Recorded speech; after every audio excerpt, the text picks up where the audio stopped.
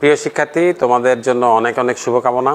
তোমরা জানো যে আমরা প্রতি বছর বাংলাদেশ গণিত অলিম্পিয়াড কমিটির উদ্যোগে ডাচ বাংলা ব্যাংক প্রথম আলোর পৃষ্ঠপোষকতায় ডাচ বাংলা ব্যাংক প্রথম আলো গণিত উৎসব আয়োজন করি।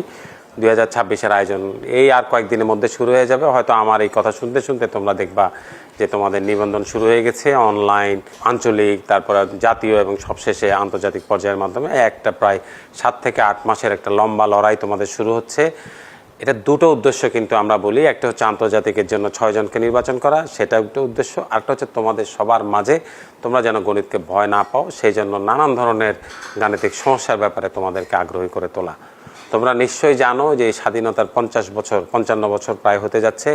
সেখানে আমাদের এই পর্যন্ত 100টার বেশি দেশ অংশগ্রহণ করে।